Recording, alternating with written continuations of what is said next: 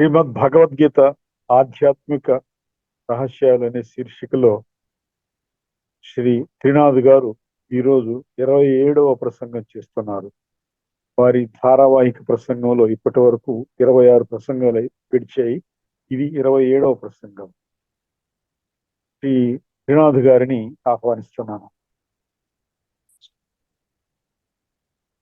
అందరికీ నమస్కారం అండి. సంస్కృతి సంపద యూట్యూబ్ ఛానల్ మన డాక్టర్ మరియు ప్రొఫెసర్ విట్టు వెంకటేశ్వర్లు గారు నిజంగా నిర్వహిస్తూ ఉన్నారు. వారి యొక్క ఆహ్వానం మేరకు శ్రీమద్ భగవద్గీత ఆధ్యాత్మిక రహస్యాలు అంటే దాన్ని ఏమంటారంటే గీతా తత్వము అంటారు. తత్వముని దేనికైనా తీసుకోండి, వేదాలు తత్వము, ఉపనిషత్తులు తత్వము, దేనికైనా మీరు తత్వం అని జోడించారు అంటే అది నా గురించి తత్వం. అందుకనే ఇప్పుడు ఈ రహస్యాలు మనం తెలుసుకోలేకపోవటం వలన శ్రీమద్ భగవద్గీతని అది సర్వశాస్త్రమై శిరోమణి అయినప్పటికీ, సర్వశాస్త్రాలకి తల్లి మరియు శ్రేష్టమైన అయినప్పటికీ కూడా మనము దానిని కేవలము పఠన పారాయణ శ్రవణ ప్రచారము వరకే పరిమితము చేస్తున్నాము. ముఖ్యంగా మీ దృష్టికి నేను 18వ అధ్యాయంలోని 68, 69 ప్రతి ఒక్కరూ కూడా మీరు రాసుకోండి. చాప్టర్ నంబరు, శ్లోకం నంబరు రాసుకోండి. ఏమైనా డౌట్లు ఉన్నా కూడా నన్ను అడగచ్చు. ఏదైనా మీరు కామెంట్ సెక్షన్లో పెడితే ఎపిసోడ్ నంబరు, ఆ నంబర్ దగ్గర కామెంట్ పెడితే నేను మీ యొక్క ప్రశ్నకి సమాధానాన్ని మళ్ళీ భగవాను వాచ శ్లోకం ఆధారంగా నేను జరుగుతుంది. ఎందుకంటే ఇందులో ఎటువంటి ఏమంటారు దాపరికం అనేది లేదండి. ఎవ్రీథింగ్ ట్రాన్స్పరెంట్ అన్నమాట. భగవంతుడు చెప్పింది చెప్పినట్టుగా మనం అర్థం చేసుకున్నామా అని ఎవరికి వాళ్ళు ఆలోచన చేసుకోవాల్సిన సమయం అన్నమాట. ప్రతి ఒక్కడికి కూడా, ప్రతి ఒక్క మనిషికి 850 కోట్ల మనుషులు ఎవరైతే ఉన్నారో అందరికీ భగవంతుడు బుద్ధినిచ్చాడు. మనం బుద్ధిజీవులము. బుద్ధి అంటే విచక్షణ. 1868, 69 ఇమం పరమం గుహ్యం మద్భక్తేష్వవిదాస్యతి తిమ్మయి పరాం కృత్వా మామే వైశ్యత్య సంశయం నచ తస్మాత్ మనుష్యేషు కశ్చిన్మే ప్రియకృత్తమః భవితా నచ మే తస్మాత్ అన్యః ప్రియతరో భువిః. దీనికి సారాంశము నేను చెప్పనండి.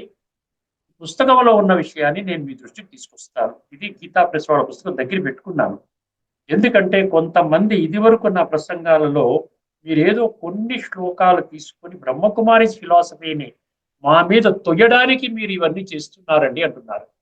అర్థమైందండి? దాన్ని తొయ్యడానికి ఏ విధంగా తోస్తున్నారో మీరు చెప్పాలి. నేను ఒక ఆరోపణ చేయటం కాదు. ఆరోపణ చేయటం చాలా సులభం అన్నమాట. అంటే భగవంతుడి నుండి భక్తులను దూరం చేయడం అన్నమాట.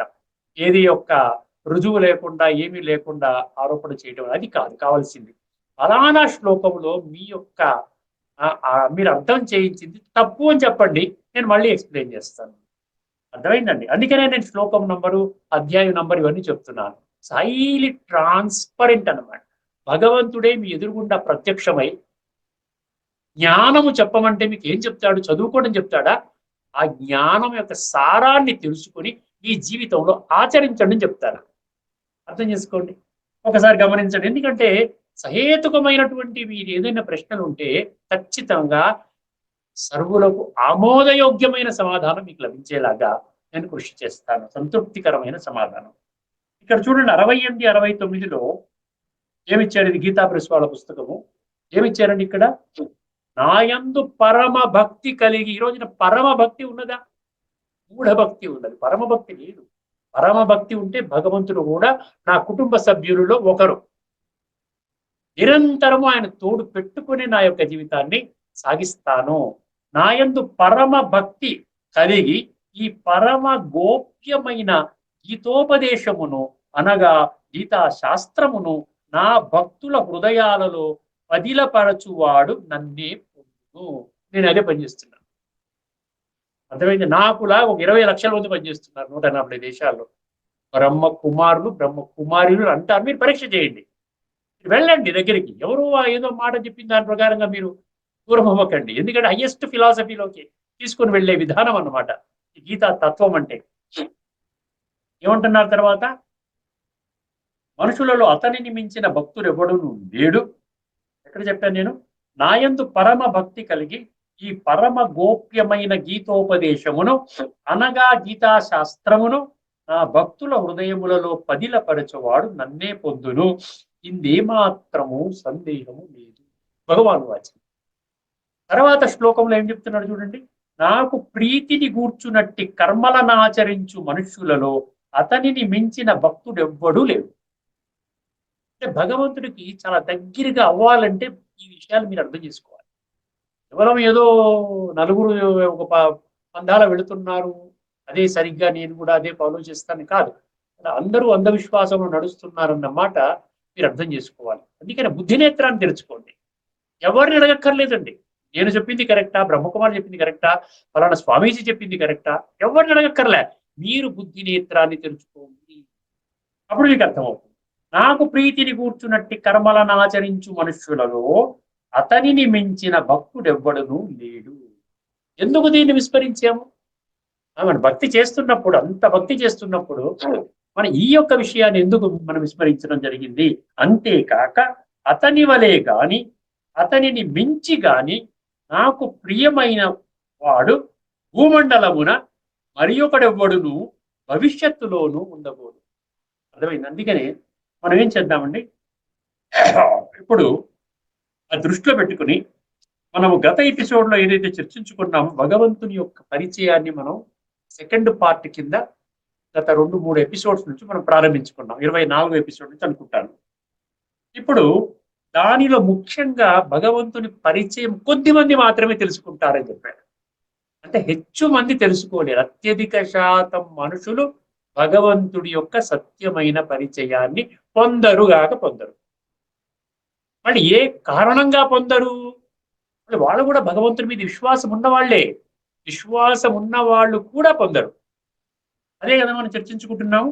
మనం గత ఎపిసోడ్లో మనం ఏం చెప్పామంటే, ఏమండి, గత ఎపిసోడ్లో మనం ఏం చెప్పామంటే ఏ గ్రూప్స్ ప్రపంచంలో ఉన్న 850 కోట్ల మందిలో ఎవరెవరు పొందుతారు, ఎవరు పొందరు. ఈ పొందుతారన్న తర్వాత చెప్పుకుందాం. ఎవరు పొందలేరు, ఏమి ఎంత కష్టపడ్డా తల కింద పెట్టి కాళ్ళు పైన పెట్టి తపస్సు చేసినా మీరు పొందలేరు అంటున్నాడు భగవంతుడు. నేను చెప్పడం లేదు, నేను ఓన్లీ మీకు మెసేజ్ ఇస్తున్నాను అంతే తప్ప నాది ఎటువంటి ఇందులో బాధ్యత లేదండి. ఇదేదైనా డౌట్ ఇస్తే నేను మళ్ళీ భగవాన్ వాచ మాత్రమే చెప్తాను. ఓకేనండి. ఇప్పుడు మీకు చిత్రం మళ్ళీ మనం షేర్ చేసి ఉంటారు. మీరు చిత్రం మీకు ఒకటి చూపిస్తాను.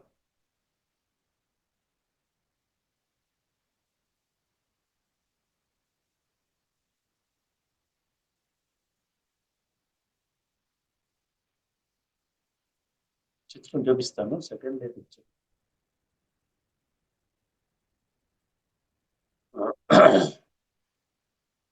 పిక్చర్ కనబడుతుందండి మీకు? ఎవరికైనా కనబడుతుందా పిక్చరు? కనబడుతుంది సార్. Thank you. ఇప్పుడు నేను ఇంతకు ముందు మీకు ఒక చిత్రం చూపించాను, ఆ చిత్రం మళ్ళీ చూపిస్తాను. ఈ చిత్రం ఇందులో 10వ అధ్యాయంలోని 2వ శ్లోకం చాలా ముఖ్యమైన శ్లోకం అండి. ఎందుకంటే ఈ రోజున దేవీ దేవతలని మనం భగవంతుడిగా భావించి కొలుస్తున్నాం. అర్థమైందండి? అదేవిధంగా ఋషులు, మునులు, మహర్షులు, సంతులు, సాధువులు, సన్యాసులు, గురువులు, మహామండలేశ్వరులు, పీఠాధిపతులు, జగద్గురువులు, ఈ విధంగా ఉన్నటువంటి మనుషులను కూడా భగవంతుడిగా స్మృతి చేస్తున్నాము. గురువు ద్వారానే భగవంతుడి యొక్క పరిచయం మనకి లభిస్తుంది అన్న ఒక భావన మన నరాల్లో నాటుకుపోయి ఉన్నది. కానీ ఇక్కడ భగవంతుడు ఏమంటున్నాడు? నా యొక్క ఉనికి దేవీ దేవతలకు కూడా తెలియదు అంటున్నాడు. అదేవిధంగా నా యొక్క ఉనికి ఈ సాధువులు, సంతులు మొదలైనటువంటి మనుషులకు కూడా తెలియదు అని దానికి సమాధానం కూడా చెప్పాడు. ఏం చెప్పాడండి? ఈ చిత్రం చూసినట్లయితే మీకు అర్థమవుతుంది. ఈ చిత్రం చూపిస్తే ఇక్కడ ఏం చెప్తున్నాడు? ఒకసారి ఆ శ్లోకాన్ని మళ్ళీ వినండి, ఎందుకంటే చాలా ముఖ్యమైన విషయం అన్నమాట. నేను రిపీట్ చేస్తున్నానన్న భావన పెట్టుకోకండి. ఇది ఇది ఇది భగవంతుడు చెప్పిన మాట. నమే విదుః సురగణాః ప్రభవం న మహర్షయః అహం ఆదిర్హి దేవానాం మహర్షీణాం చ సర్వశ అన్నాడు. ఏమంటున్నాడు ఇక్కడ? నా గురించి దేవీ దేవతలకి నా పరిచయం లేదు. నేను ఎలాగుంటానో, దేవీ దేవతలకు తెలియదు. ఎందుకంటే దేవీ దేవతలు సత్యత్రేతాయుగాల్లో ఉంటారు.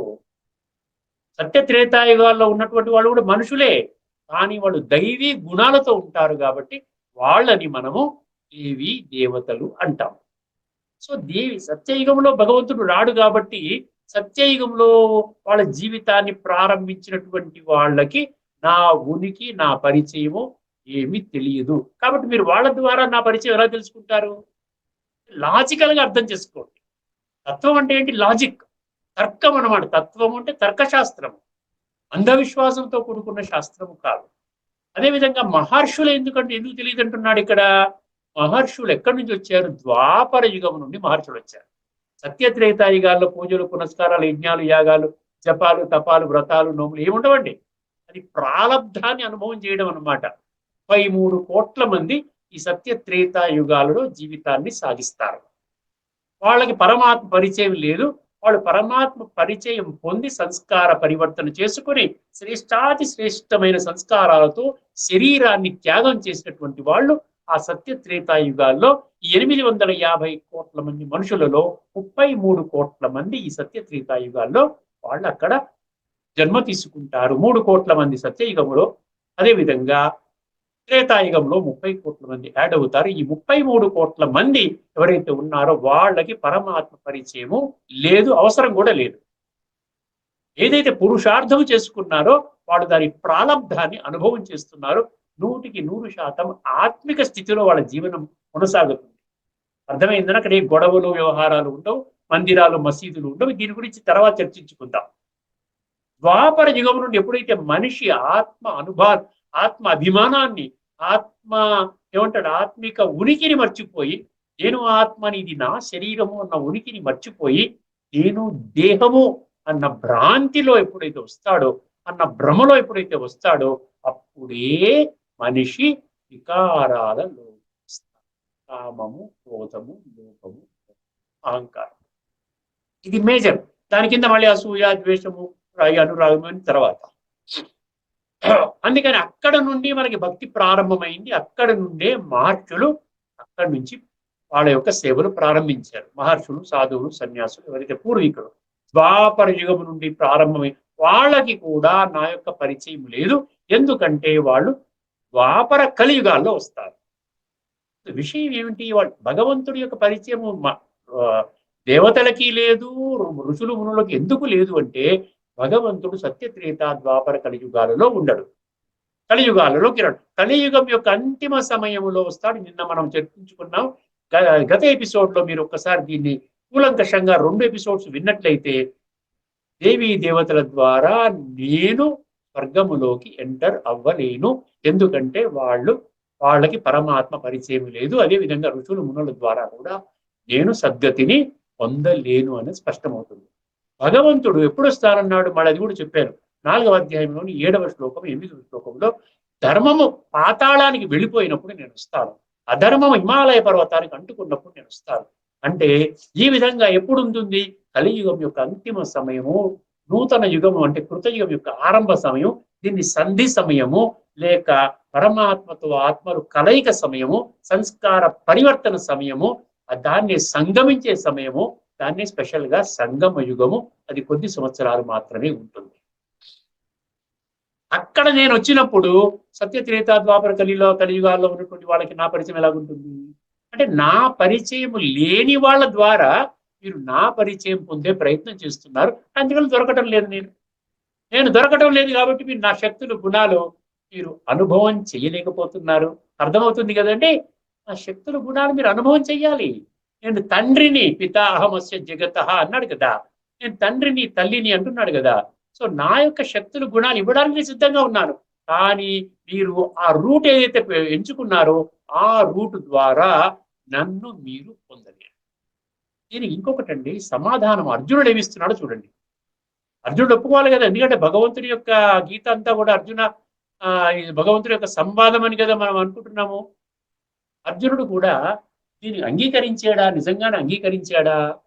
సర్వమేతద్రుతం మన్యే యన్మాం వదసి కేశవ నహితే భగవన్ వ్యక్తిం దేవానదానవ. అద్భుతమైన శ్లోకం అండి. 10వ అధ్యాయం విభూతి యోగము 14వ శ్లోకం.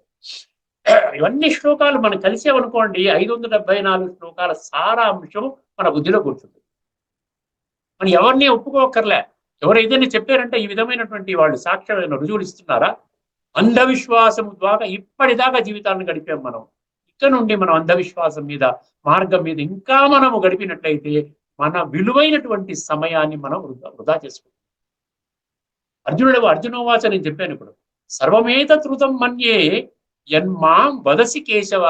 నాకు ఏదైతే చెప్పావో దేవీ దేవతల ద్వారా నువ్వు పొందలేవు నాయనా, మహర్షుల ద్వారా నువ్వు పొందలేవు నాయనా అన్న చెప్పినటువంటిది ఋతం మన్యే.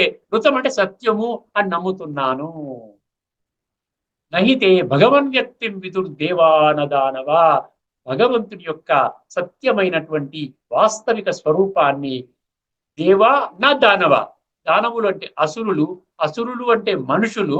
ఈ కలియుగములో అంచున ఉన్నటువంటి మనుషులందరినీ భగవంతుడు ఎవరైతే దైవీ సంస్కారాలను రిజెక్ట్ చేశారో, దైవీ సంస్కారాలు పుణికిపుచ్చుకోవాలి, దైవీ సంస్కారాలతో జీవించాలి, అందరినీ గౌరవించాలి, సర్వమానవ సోదర భావం అనుకోవడం గురించి కాదు, వసుదైవ కుటుంబకం అంటే అనుకోవడం గురించి కాదు, సర్వే జనా సుఖినో భవంతు అని ఆచరించడానికే ఉన్నాయి ఈ యొక్క నినాదాలు. లోకా సమస్త సుఖినో భవంతు. ఆచరించనటువంటి వాళ్ళందరినీ కూడా భగవంతుడు ఏమంటున్నాడు? అసురులు అంటున్నాడు. ఒక్కసారి నేను ఈ గీతలో ఇచ్చినటువంటి ఇందులో ఉన్న విషయాన్ని మీ దృష్టికి తీసుకుని వస్తాను. సర్వమేతృతం అని చెప్పాను మీకు. ఓ కేశవ, నీవు చెప్పునది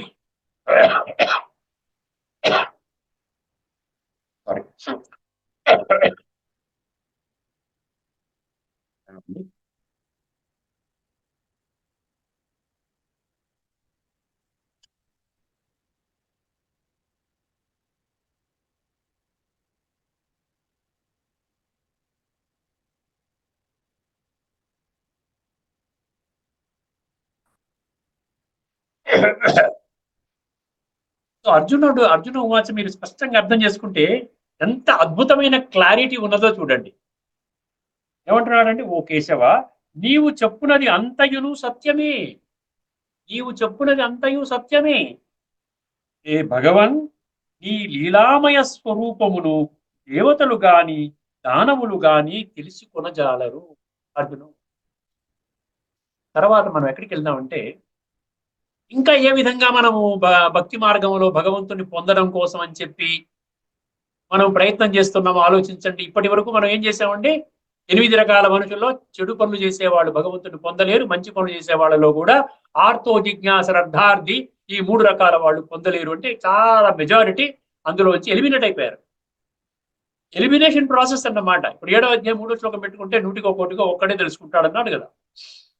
అదేవిధంగా మళ్ళీ ఇప్పుడు ఏమంటున్నాడు? దేవతల్ని కొలిచేవాళ్ళు నన్ను పొందలేరు, మహర్షులను కొలిచేవారు కూడా నన్ను పొందలేరు, నాతో కనెక్ట్ అవ్వలేకపోతున్నారు. ఇప్పుడు నెక్స్ట్ ఏం చేద్దామంటే, ఇప్పుడు ఈ రోజున మనం భగవంతుని పొందడం కోసం శాస్త్రజ్ఞానాన్ని ఆచరిస్తున్నాం. శాస్త్రము అంటే చాలా శ్రేష్టమైనటువంటి, ఒక పవిత్రమైనటువంటి భగవంతుని యొక్క మహావాక్యాలతో కూడుకున్న పవిత్రమైనటువంటి భగవంతుని యొక్క మాటలు. ఆ విధంగా మనం అర్థం చేసుకుంటున్నాం. కరెక్టే, తప్పేం లేదు. కానీ ఎక్కడ మిస్ అయిపోతున్నాం మనము? భగవద్గీతని సర్వశాస్త్రమై శిరోమణి, సర్వశాస్త్రాలకు తల్లి లాంటిది, శిరోమణి అంటే శ్రేష్టమైనటువంటి శాస్త్రముగా మనము గుర్తించలేదు. అందుకని గీతని విడిచిపెట్టేశాం. ఇక్కడ శాస్త్రము అంటే శాస్త్రాలు కాదండి. శాస్త్రము అంటే గీతాశాస్త్రం ఒక్కటే. శాస్త్రము అన్నది గీతాశాస్త్రానికే మనం పరిమితం చేసేమనుకోండి, అప్పుడు మనకేమవుతుందంటే గీత తత్వం బోధపడుతుంది. శాస్త్రం పేరుతో మనం ఏం చేస్తాం? గీతాశాస్త్రాన్ని పక్కన పెట్టుకుని మిగతా అనేక శాస్త్రాలను మనం తీసుకున్నాం.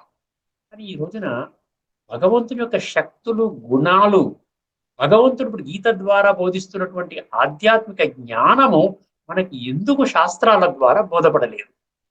అది మనకు మనమే ప్రశ్న వేసుకోవాలి.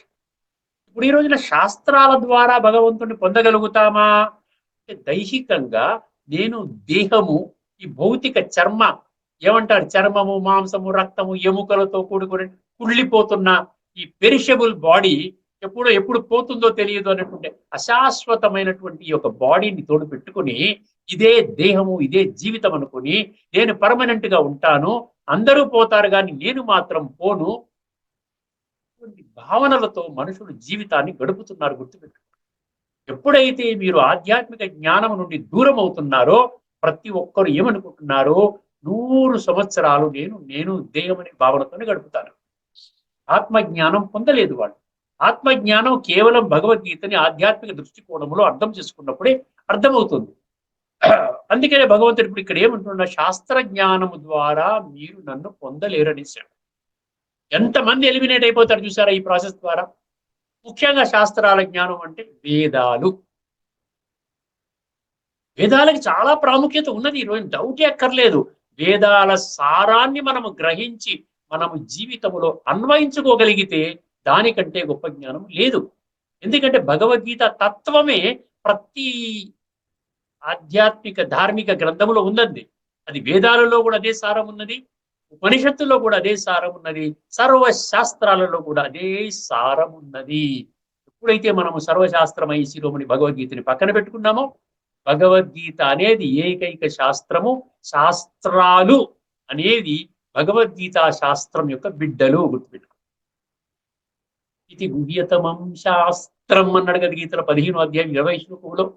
ఇది గుహ్యతమం శాస్త్రం ఇదముక్తం మయా అనగా ఏతద్బుద్ధ్వా బుద్ధిమాన్ స్యాత్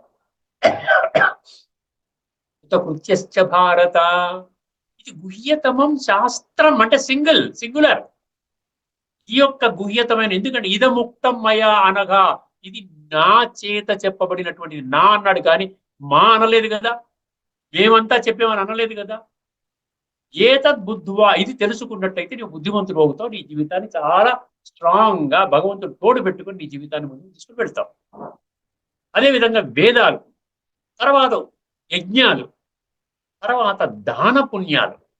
ఇక్కడ ఒక్క విషయం మనం గమనించవలసిన విషయం ఏంటంటే, ఇవన్నీ కూడా మనం దైహికంగా చేస్తున్నాం, భౌతికంగా చేస్తున్నాం. నేను శరీరము అన్న భావనతో చేస్తున్నాం. నేను ఆత్మని, శరీరము నాది అన్న ఆధ్యాత్మిక మూల సిద్ధాంతం ఏదైతే భగవద్గీత చెప్పిందో దాని ఆధారంగా మనం చెయ్యటము లేదు. ఒక్క విషయాన్ని ప్రతి ఒక్కరూ గమనించవలసిన విషయం ఏమిటంటే, శరీరము ద్వారా మీరు ఏదైనా చెయ్యండి, అది ఆత్మని శుద్ధి చెయ్యదు. చివరికి వెళ్ళిపోయేది ఆత్మ కాబట్టి ఆత్మ ఎంత పవిత్రంగా వెళుతుంది. అది తామసికంగా ఉన్నటువంటి ఆత్మ తామసికంగా వెళితే తామస లోకంలో వెళతాను కదా, మళ్ళీ కలియుగములోనే పుట్టొచ్చు కదా, లేకపోతే కొద్దిగా బెటర్గా ఉంటే ద్వాపరయుగంలో జన్మ తీసుకుంటాను. కానీ సాత్విక సంస్కారాలతో శరీరాన్ని విడిచిపెట్టినటువంటి వాళ్ళు మాత్రమే సత్య త్రేతాయుగాల్లో జన్మ తీసుకుంటారని భగవంతుడు ఎంత స్పష్టంగా చెప్తున్నాడు కదా. వాళ్ళు అలాంటప్పుడు నేను ఆత్మ యొక్క ఉనికిని నేను పట్టించుకోకపోతే నష్టం ఎవరికండి? భగవంతుడికి నష్టమా? పట్టించుకున్న వాళ్ళకి నష్టమా? లేక పట్టించుకోని మీలాంటి వాళ్ళకి నష్టమా? పట్టించుకోని మనుషులకు నష్టమా? అందుకనే భగవంతుడు అంటున్నాడు, మీరు శరీరం ద్వారా ఏమైనా చెయ్యండి, ఆత్మకి ఆత్మశుద్ధి జరగదు. కాయేన మనసా బుద్ధ్యా కేవలైరింద్రియైరపి యోగినః కర్మ కుర్వంతి సంగం త్యక్త్వ ఆత్మశుద్ధయే. నువ్వు ఏమి చేసినా శరీరము ఆత్మ మనసు ఇంద్రియాలు బుద్ధి ఇవన్నీ ఇప్పుడు కలియుగం యొక్క ఎండింగ్, ఈ యొక్క లాస్ట్ ఫేజ్ లో ఉన్నాం. సృష్టి చక్రం యొక్క సంక్లిష్ట సమయంలో ఇప్పుడు ఉన్నారు. నేను తెలియజేస్తున్నాను కాబట్టి నా మాటను మీరు చెవిన పెట్టకండి, దయచేసి నా మాట వినండి. నేను చెప్తున్న మాటల ద్వారా మీ ఈ జీవితము కూడా సుఖంగా శాంతిగా ఆనందంగా సౌఖ్యంగా ఉండడమే కాకుండా ఆరోగ్యంగా ఉండడమే కాకుండా తరువాత మీ యొక్క జన్మ అత్యంత శ్రేష్టాతి శ్రేష్టమైనటువంటి సత్యయుగములో మీ జన్మ ఉంటుంది. దాన్నే స్వర్గము అంటున్నారు. ఇప్పుడు చూడండి, మీరు 11వ అధ్యాయంలోని 48వ శ్లోకంలో తీసుకెళ్తున్నాను. 11వ అధ్యాయంలోని 48వ శ్లోకంలో తీసుకెళ్తున్నాను. భగవంతుడు ఏమంటున్నాడు, ఎంత స్పష్టంగా చెప్తున్నాడు, ఏమీ కన్ఫ్యూజన్ లేదండి. ఎక్కడ ఇంటర్ప్రిటేషన్ ఛాన్సే లేదు. అసలు భాష్యము ద్వారా చెప్పవలసిన పనే లేదు. డైరెక్ట్ గా మనకి, అంటే నాకు చెప్తున్నాడు.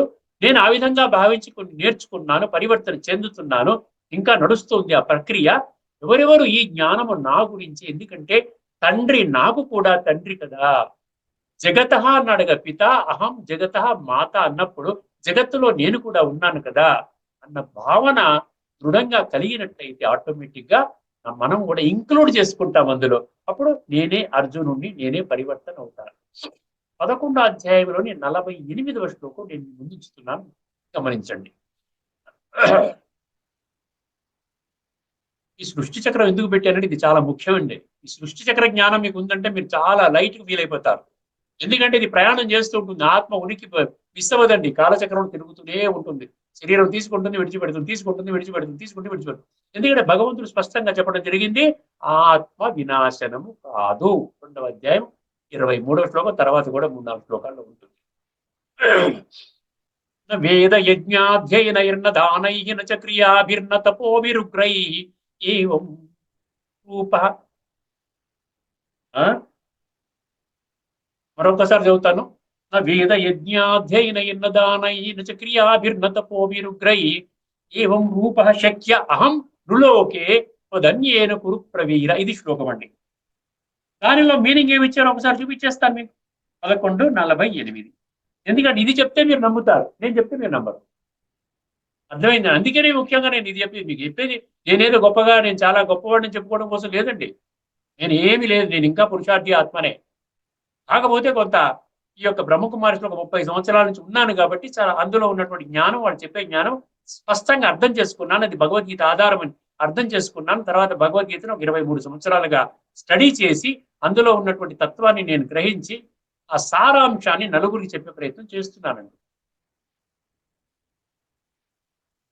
11:48 రాసుకున్నారు కదా. అందుకనే ఇక్కడ ముఖ్యంగా మీరు కావాల్సింది ఏంటంటున్నాడు, ఒకసారి జాగ్రత్తగా వినండి. ఇందాక నేను శ్లోకం చెప్పాను. 11:48 ఏమంటున్నాడు?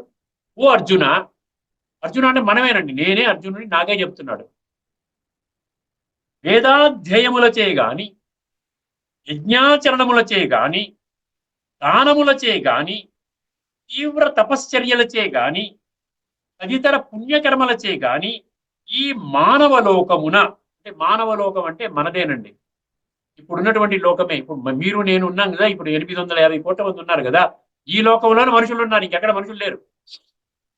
అందుకనే మానవ, మనిషి, మానవ, ప్రజ, నర, జన, ఈ 5 పదాలు 25 శ్లోకాల్లో ఉన్నాయి. అది కూడా మీకు చెప్పడం, మీ దృష్టికి తీసుకురావడం జరిగింది. ఏమన్నారండి? ఈ మానవ లోకమున నా ఈ విశ్వరూపమును నీకు తప్ప మరి ఎవరికి నీ చూడ సత్యము కాదు. విశ్వరూపం అంటే విశ్వానికి రూపం అనమాట.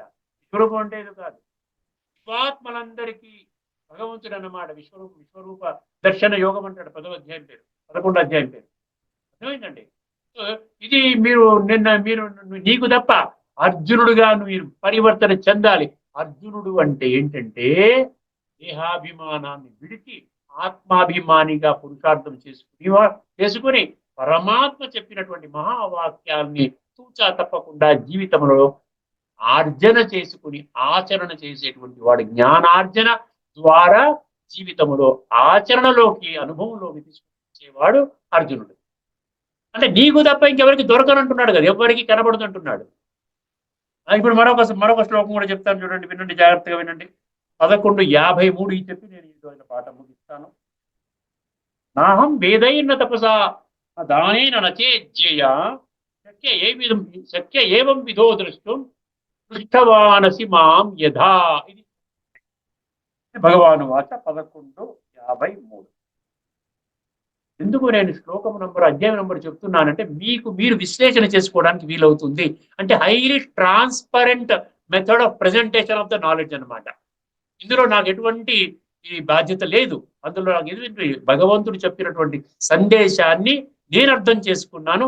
నాకు లాగే ఒక 20 లక్షల మంది బ్రహ్మకుమారులు, బ్రహ్మకుమారిలు అనబడేటువంటి సోదర సోదరిమణులు అర్థం చేసుకున్నారు. 140 దేశాల్లో ఉన్నటువంటి వాళ్ళు. అది మీ దృష్టికి తీసుకొని రమ్మని భగవంతుడు చెప్తున్నాడు. కాబట్టి 18, 68, 69 చెప్పాను కదా స్టార్టింగ్ లో. భగవంతుడు ఏమంటున్నాడు? ఆదేశిస్తున్నాడు, అజ్ఞానంలో ఉన్న భక్తుల దృష్టికి తీసుకుని రండి ఈ పరమ గుహ్యాతి గుహ్యమైన రహస్యాలు. అటువంటి వచ్చిన వాడే నాకు అత్యంత ప్రియుడు అని చెప్తున్నాడు కదా. మళ్ళీ ఆ విధంగా భగవంతుడు ప్రియంగా అవడం కోసం అని చెప్పి ఈ విధంగా ఇన్ని లక్షల మంది ఆ విధంగా ప్రపంచం మొత్తం మీద ఉన్నటువంటి బ్రహ్మకుమారికి ఒక 30,000 సేవా కేంద్రాలు ఉన్నాయి. ఐక్యరాజ్య సమితి బిల్డింగ్ లో కూడా బ్రహ్మకుమారిస్కి అక్కడ యుఎన్ఓ వాళ్ళు ఆఫీస్ ఇవ్వడం జరిగింది. అక్కడ ఒక అడ్రస్ ఉంది మాకు. అలాగే వాళ్ళు కన్సల్టేటివ్ స్టేటస్ ఇచ్చారు. ఏమండి, రికగ్నిషన్ ఇచ్చారు వాళ్ళు. ఎకనామిక్ అండ్ సోషల్ కౌన్సిల్ వాళ్ళు రికగ్నిషన్ ఇచ్చారు. ఇవన్నీ మనం అర్థం చేసుకున్న పని లేదా? కేవలం ఏదో 4 వీడియోస్ చూసేసి బ్రహ్మకుమారి మంచిది కాదు అని ఒక నిర్ధారణకు రావడమేనా? అదేనా బుద్ధి ఉన్న మనుషులు చేయవలసింది? అందుకని భగవంతుడు ఏమంటున్నాడు ఇక్కడ చూడండి, నాహం వేదైర్న తపసానదాని చీచయ శక్య ఏవం విధో. ఏమన్నాడు మీరే చూడండి, నీవు గాంచిన ఈ చతుర్భుజ రూపము, ఆయనకి విష్ణుమూర్తి యొక్క సాక్షాత్కారం కూడా జరిగింది. అర్జునుడికి జ్యోతి స్వరూపము విశ్వరూపము సాక్షాత్కారమైంది. అదే విధంగా చతుర్భుజ విష్ణుమూర్తి యొక్క స్వరూపము కూడా సాక్షాత్కారమైంది. మనం తర్వాత ఎపిసోడ్స్ లో ఈ విష్ణుమూర్తి యొక్క సస్వరూపము యొక్క దాని యొక్క ఆధ్యాత్మిక రహస్యాలు కూడా భగవద్గీతలో వర్ణించిన విధంగా మనం తెలుసుకోబోతున్నాం.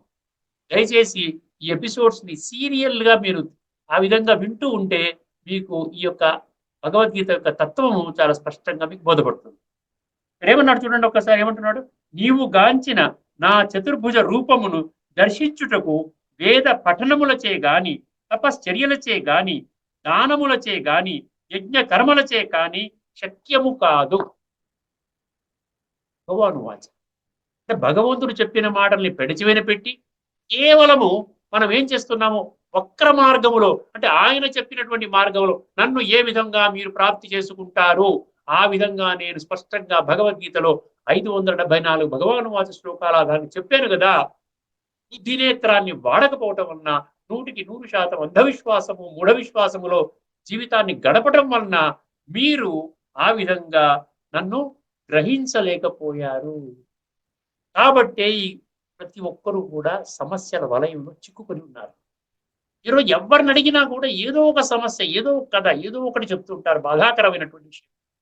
ఎవరూ లేరండి, బాగా డబ్బున్న వాళ్ళకు కూడా సమస్యలు ఉన్నాయి. ఈ సమస్యల నుండి బయటపడడానికి ఏకైక మార్గము భగవంతుడు డైరెక్ట్ గా పలుకుతున్నటువంటి మహావాక్యాలు యథార్థంగా వాస్తవికంగా ఏ సందేశాన్ని ఇవ్వడం జరిగింది, ఏ విధంగా పరమాత్మతో కనెక్ట్ అవ్వాలి, దానిని ఏమన్నాడు, రాజ విద్య యోగం అన్నాడు. ఇది రాజవిద్య, రాయల్ సైన్స్, హైయెస్ట్ సైన్స్, రాజు లాంటి విద్య.